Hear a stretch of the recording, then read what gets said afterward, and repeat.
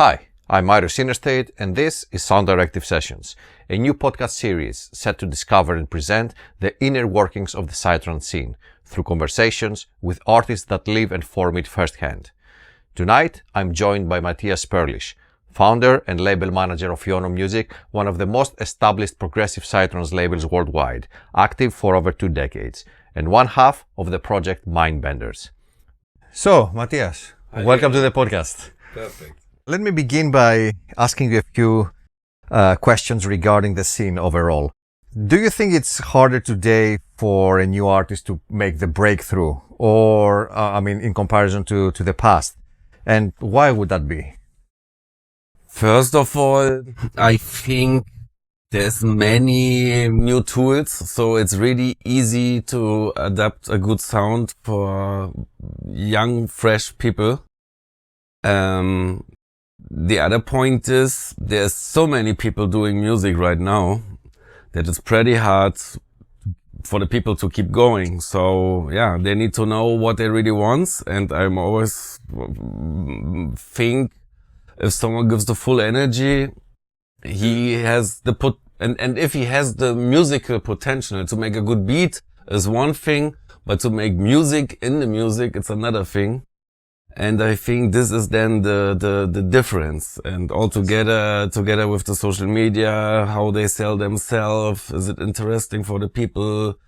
Are they connected with the crowd in their own town and all this? I mean, all this takes time and people are not so patient anymore like in the past, where the music was still super low, but there was less producers. So they was more focused, you know? Do you think nowadays we are oversaturated with producers? Totally. We are. So I get like every 3 minutes an email with a demo and people sending demos like hell. It's also not so easy to get visible for the people. So there's only a few labels left. Since we are oversaturated, what do you think separates the few that actually survive from all the rest that don't? What is the factor that separates the one that actually survive? I think the people they survive, first of all, they are a long time in the scene. They all have a history. They all started from 50 euro gigs. I'm talking about the new ones. The new ones, yeah. So first of all, they have to take every opportunity what they can get to make the name more grown. And they need to think about what can be the difference for them. So music, everyone can play, everyone can do in a way. But to make it special, it needs a little bit more to give than just the music, you know? This is the point. So everyone needs to know how much he wants to give.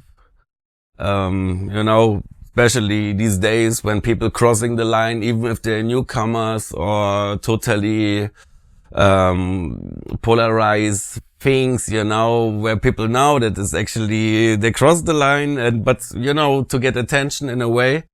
Anyway, everyone needs to know how far he wants to go. And I see lately, as more far the people go, as more they get the attention, if the music is good or not. So music, actually, I think it's only a base of 20% these days. All the rest is who you are, what you are, and what you do. Do you think that the social media visibility in general has overtaken the musical depth and the actual the quality and the importance? It's more about making jokes or being around and showing than, of course, as I say, the music is the base of everything. If the music is not good, then you're anyway out of the interest of the people. So, but there's thousands of producers doing the same music, not the same music, but the same quality of the music, but a few are better and they know how to sell or make them interesting in the social media. I mean, it's what it's for now, Do you think that personal relationships and politics in general matter more than the music? Since politics is a factor about who gets what and when and the exposure and everything. Do you think it is more important than music, or someone who's of course, because always if you join kind of a team, It's definitely a decision you need to do. You need to know with who you work, who is able to push you maybe in a way. And what could be the consequences when you go. Then maybe some festivals not open anymore for you, even if you give the fucking best set of the festival, but no one cares then anymore because you are not part of the network anymore. So you need to decide, yeah. So it's a decision with who you go. And also what people always forget, especially from the newcomers, is that no one else than themselves can bring them up in the front. As a label or agency can do whatever they want if the artists are not willing to give more than 100% to grow on a level others are already, or, you know, people with history, you maybe never will reach, but over the time and over constantly good music and a good selling of a self and being a good human is also very important, you know, so it does not make sense if you make the best music, but when your character and everything is so bad that no one wants to work with you, you know, after they bring you once. So, yeah. Nowadays, who has the most power in psytrance? Is it the label owners? Is it the festival and the party organizers? Is it the booking agencies? And who actually pretends that they don't have that power? Oh, that's a very hard question. First of all, I think the labels these days, I mean, everyone these days thinks he can do their own label, and it's super easy also to open it. It's not a question. I think label lost a little bit the position, but what they not lost is the focus, what they have, what they created over the last 20 years, like Iono, for example, Iboga is 30, for example, Nano is also 20 or 25. So over the years, they have their sound and people know, what they bring, it's quality, and there is like a big filter already on it. So if they reach to that level, it's already good, but it's still not enough. The festivals, I think, have these days a very, but also you need to, need to see it. If it's commercial festivals or really psytrance festivals without a mix of techno or something. Yeah, so the mainstream labels have the superpower at the moment, especially after COVID, because there was a generation change. The new generation is just focused on social media. Everything what they see, they like, or they don't remember really that much on names. So they remember on actions they saw on videos or something, or, you know, and in general, The booking agencies? The booking agencies thinks everything changed to the focus of the headliners only after the corona. I think the agencies with the biggest headliners really have a big power because all the promoters lately are afraid not to book the big guys because they're thinking the parties are not working anymore. And they're not really believing like in the past in themselves. This is our concept. This is the sound we like. So no, it's like everyone is booking the same and the same again. For the people, it's getting bored.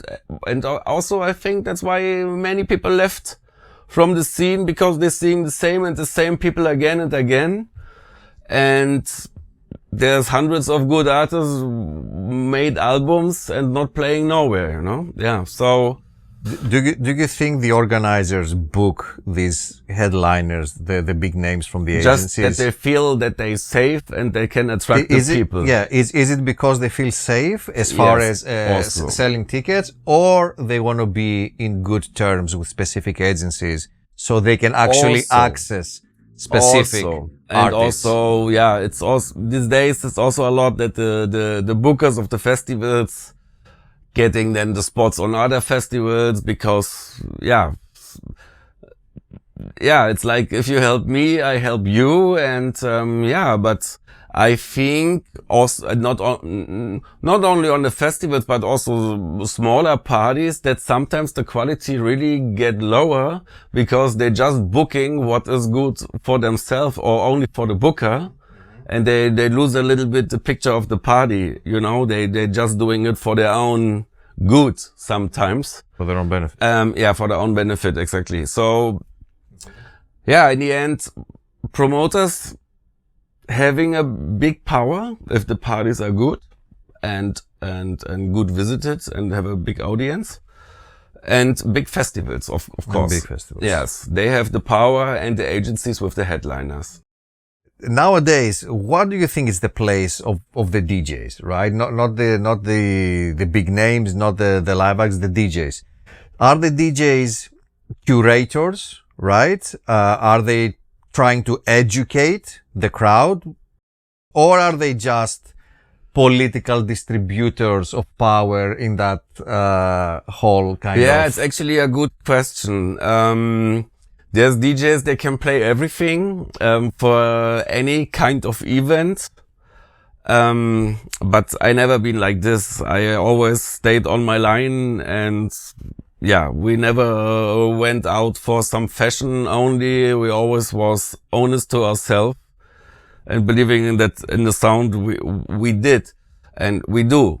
But yeah, you know, what is a DJ these days? You know, everyone can call himself a DJ. No one really needs to know the technology because it's easy. No, I'm talking about specifically the psytrance DJs that are active. Yeah. Right? Which are not a lot, being simply a professional DJ, not a live act that also does DJ sets. Yeah. A DJ exclusively.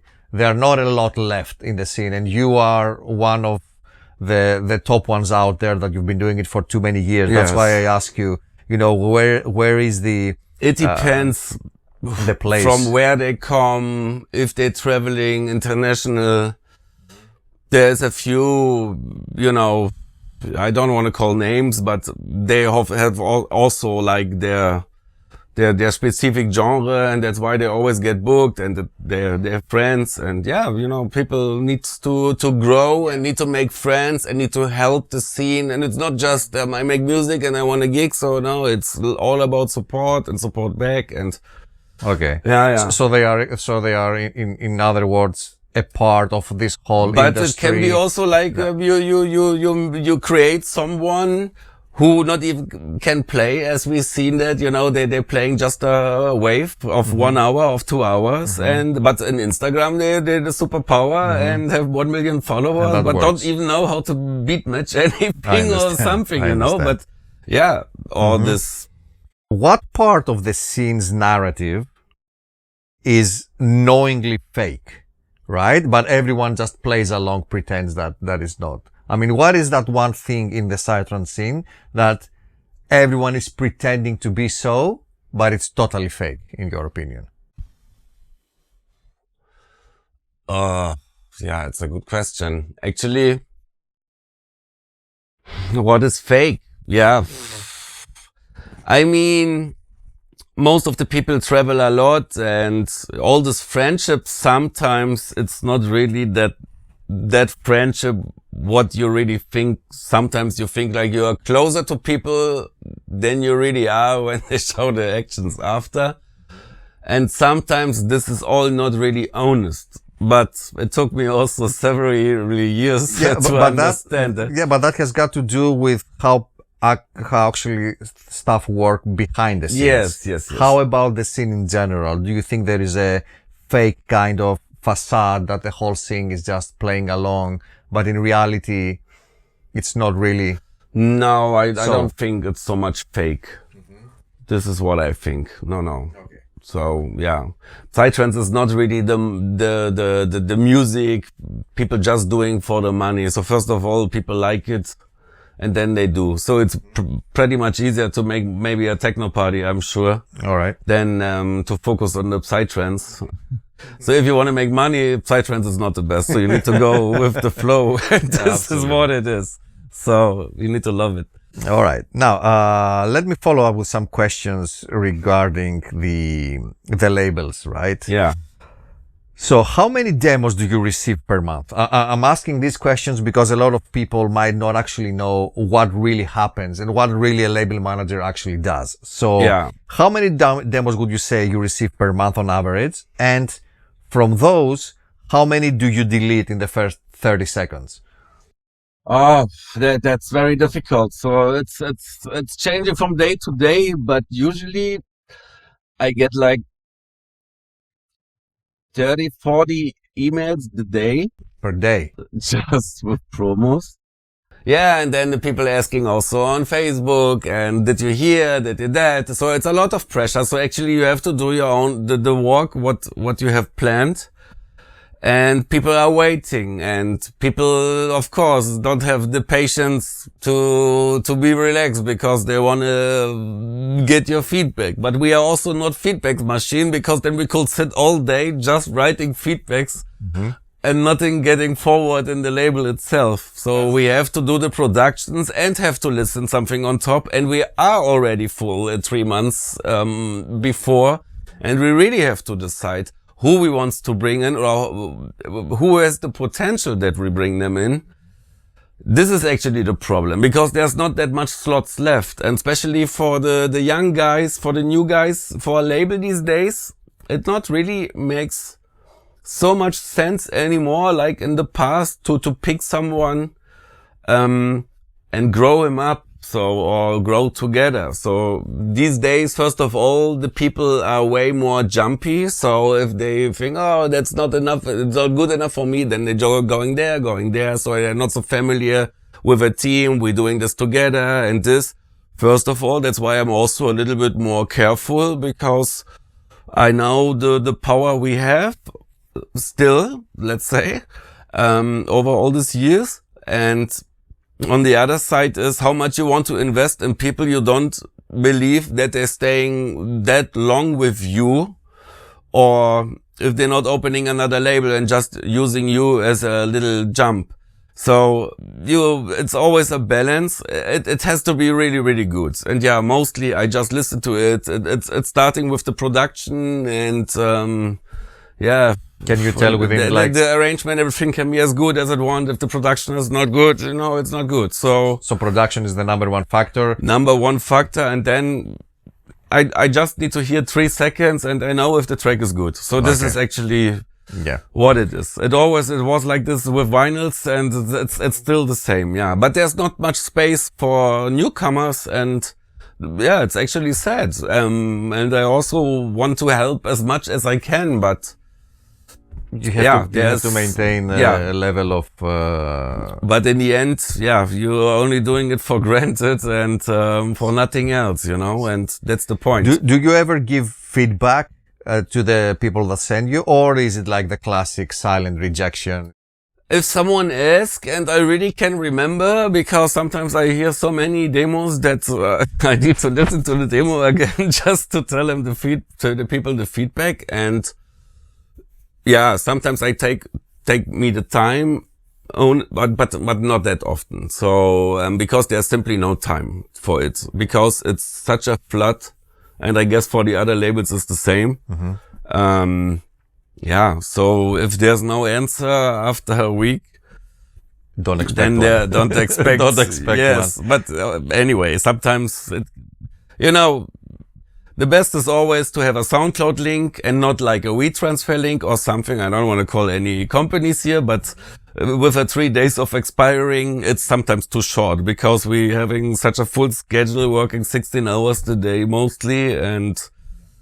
And yeah, so we cannot always listen straight when the email is coming in. So we have to finish the stuff, and then we take the time for checking something out, So this is how it works.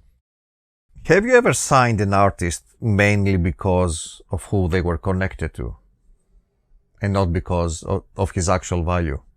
No. I always went with the flow of the music we do. Did you consider, though, to do it? No, I had many times the chance. Even 10 years ago, Tassos High Profile wanted to come to me, But I told him, Tasso, I love you and with all the respect, but your music, I don't feel it in a way. I mean, now he's super known and whatever, the one of the biggest from Greece, but it would not be true if I cannot stay behind if I just because of, so I cannot do this. Okay. Maybe it's also not right from my side because I should more see the business side, but I'm like this and this is how I walk. So money is not everything, or potentially money, what is not there, it's not there, and I don't care about it, you know. For me, it's more important, this is the brand, and if we do something else in a maybe more commercial way, then it's better to opening a new brand than wasting the other and make the people disappointed because it's not what it was, you know. Have you ever turned down a good track because the artist's image, his attitude, his public opinion, maybe on delicate subjects, would be more inconvenient and harmful to the label? There's so many good tracks, they never will get played again. They're never gonna get played. I'm talking about releasing. You're talking about even playing them. No, they're not even playing. Not even playing No, them. even playing. If the real face of the artist is not a good one, I don't like the music as well, even if the music is good. So, to be honest, so it's for me the same. Okay. And I don't want to support people, they are not. So you care about who is doing the music as well, not who just is doing the music as well. Yeah. and what his overall exactly. Attitude, let's Yes, call it. yes. His image. All right, Yeah. all right, fair enough. What is the role, in your opinion, of the labels today?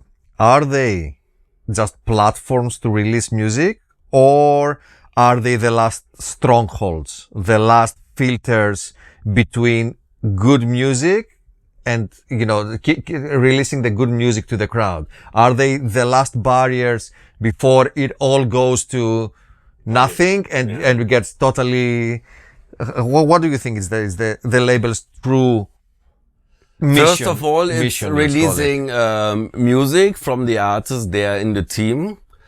If there are spots open for artists they are not signed in the label, then they can be happy.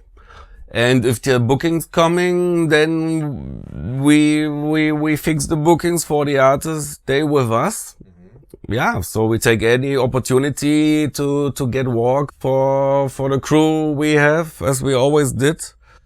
Sometimes it's more, sometimes it's less, and yeah. Yeah, but the question was actually about the role of it between what gets produced and what gets out there to the people. Do you think you need to be someone who holds the line of the quality, of the style, of the vibe, or you can just let it all loose and everything can go out? No. So do you see yourself as a filter? But it's my personal taste. So it's my personal taste. So maybe in other labels they can do it, but if I'm not 100% behind it, you're not going to support it. I don't support it. Yeah. Or they need to change it or something like this. But I like, there's many people, they send many times, and then sometimes you also remember the names, and then you see, there's a progress. They're getting better and better. And then you write also, man, it does not make sense. You send every week a new track. Take your time, and then, and then slowly also they became like that we released or something. But yeah, it's all I want to see is also continuity, consistency, and progression, that they're getting better and the production and everything. Okay. And yeah, so it's not that they're not seen, but, if someone just sent once, then maybe we cannot remember on it. And yeah, people really needs to understand that it's a big flood of music and producers, and everyone wants to do it in a way somehow and loves it. Yeah, but not everyone is good, So of course.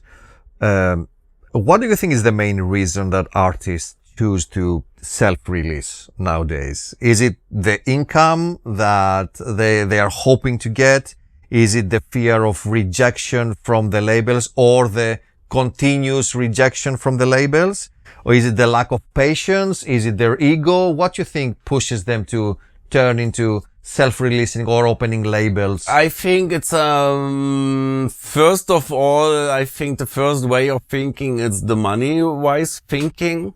But what artists, I think, mostly forget is, so like Iono, if you have a 20 years old brand, you have also followers from 20 years in all the portals and everywhere. And even if the artist is releasing it on his own label, he probably is making less money than when he's releasing it on a big reputed label like Iono, because we have our followers. If the artist are just releasing on his own label, he has potentially the followers of himself as an artist.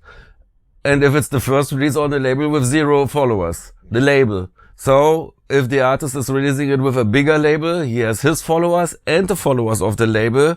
And together it's a good symbiosis, you know, yes. yeah. It's better exposure. A better exposure, and but I think many are also upset. They don't get fast answers. They're waiting a week and all this. Is that justifiable, you think? Maybe also. Yeah. And they want to have the control about what is happening. And if someone is good, of course, maybe it makes sense, you know? So, but yeah, for small guys, it's not what I recognize, you know? They need a strong label that they get at least first visible. And yeah.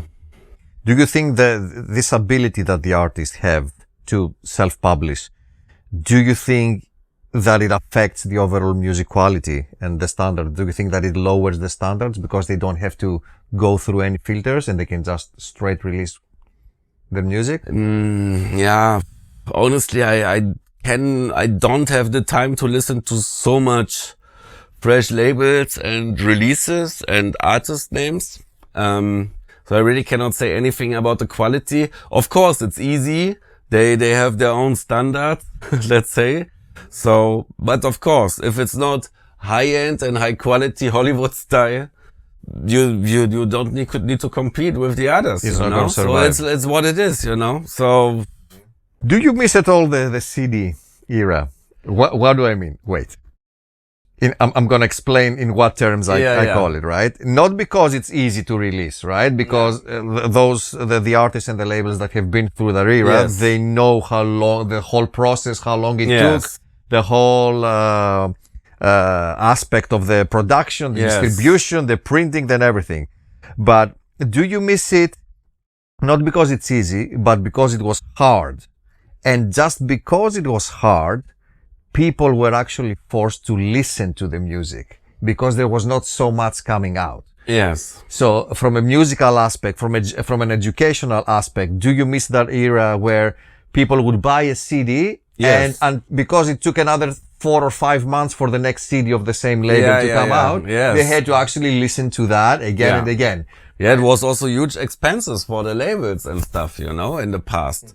But I think it's pretty much sad these days, because if I love an artist and he's bringing an album and it's just coming digital, it's like, it's nice, but it's, you know, for me, honestly, all this vinyl pressings of 100 pieces does not make sense in my opinion. It's nice to give one here, one there. It's not, but who has a turntable at home? You know, no one can tell me everyone has. No, I'm sure not. It's a status. Yeah. It's that. But I think it's pretty sad if you don't have anything from an artist you like, what you can open, like a booklet, maybe some inside news or something. And this, I think, is the sad, because so it's like one of the others. You believe that the connection to the music of the people was different when they were actually having something physical to and they touch. was waiting for the music, and now it's totally overload. And so not everyone could make it, let's say it like that. So we was the filter more for the people, and people also had to granted the music. These days everything is for free, so the artist almost getting nothing. So it's a little bit sad. And also it helped out the artists and the labels, because the CD always was running over the years until it was out of stock. And made definitely better numbers for all of us, especially for the artist, than these days, you know. So, yeah. Do you believe that AI generated music is a threat to the music industry? Totally. Or will it, or do you think that it will eventually reinforce the value of the human? No, I don't think so. I don't think so. So You where think does it end up? You think it's going to take over? No, I think what is really good at Bandcamp, for example, showed last week, we delete everything what is AI generated music. GEMA in the publishing wise is saying also if there's more than 20% used in the music, we are not going to publish this track. So, and for the radio and all the sales, you know, for the real publishing. And I think that's a good step. And if platforms like Spotify are flooding, because we really, it's fucked up the scene, the whole music industry, not the scene, the whole music industry, of people listening in the background music, what they believe is from a real artist. And in the end, it's just a scam from Spotify or Deezer. So let's call it with the name, to be honest. Yeah. And, they're flooding on the day, the system with 100,000 new AI tracks. And even artists told me, man, I was listening in the background, such a cool techno. And then I realized it's not even an artist, you know, it's just AI generated music. And this means that it's getting less streams for all the artists, you know, so because they're not having to pay out anyone because it's made by them, you know, and it's used from the creativity of the music of the artist. They are not getting fair paid. So in the end, it's a really bullshit system. And I really hope that any law, I know that the European Union, for example, wanted to treat Spotify in a more rough way because it's not fair how they're paying and what they are doing with all this AI stuff. I really hope that there's some law coming soon because otherwise it will be the end of the music and so don't know. So don't want, it's already a long time like this, you know, when you be in a band, you know, and you hear the whole band is getting in an Irish pub like 50 euros the whole evening and that's 7 dudes. It's crazy. So then we can be happy in the electronic music industry because we still attract people and it's running in another way. But altogether, the whole industry is getting down. There's like this 2-class payment because the major labels are even owned on Spotify, as everyone knows. We just need to check the documentary. So they own 50%. So they have different deals. They're getting different payments for the stream than all the indie labels. And this is actually not fair. So they can do with us whatever they want to do because we're having not a lobby. Everyone is fighting for himself. And that's actually the problem of the music industry, that we are not a good lobby and not a unit and saying, okay, if you go that far, then 100 million tracks will be off. But everyone is quiet and just keeping the mouse. And in the end, everyone is watching how everything goes more lower and lower, you know. So, and I don't know where will be the future, but I really hope there will be a law coming and something that they get restricted or that they cannot operate anymore in Europe. And then they will see and have to see. Do you think the crowd themselves, the people themselves are going to discard it? I think unhappily that the people don't care about it so much. Yeah. So, okay. This is actually, I think people also want that the artists getting paid with the money they pay monthly to this streaming service. I think also it's not fair, for example, if you be 1 month not at home or wherever you're listening to your streaming platform, or let's say someone was listening 10 tracks only in 1 month and he's paying 10 euros. So it cannot be that it's 5 dots after the comma. It's starting the money, that it's 0.0000 whatever. So then it should be fair. Like, okay, then it's like €1 for that track. If you listen 100 tracks, then it will be like only 10 cents or whatever, you know, but that will be a fair system, not like this 5 dots behind the comma. And this is just ridiculous for the whole industry. And this is actually not fair, you know? All right. Now I'm going to finalize with a couple of questions. Yes. About the artists that potentially are trying hard. Yeah. And they want to, they dream one day of maybe releasing. Yes. So if a producer right now if a producer listening right now wants to sign with you, yeah, what are they probably doing wrong without realizing it? If they're not getting signed, or yes, if he wants to sign with you, or I guess release, it needs to be a constant delivery of a good music, first of all. Then I'm also thinking to change my way, because in the last years I heard from many labels, if there's people not even having 10,000 or 20,000 followers, they not want to take them in. And I think slowly it makes all sense somehow, because the problem really is also that you have sometimes just artists, they're not doing anything in their social media, and you start from scratch with them.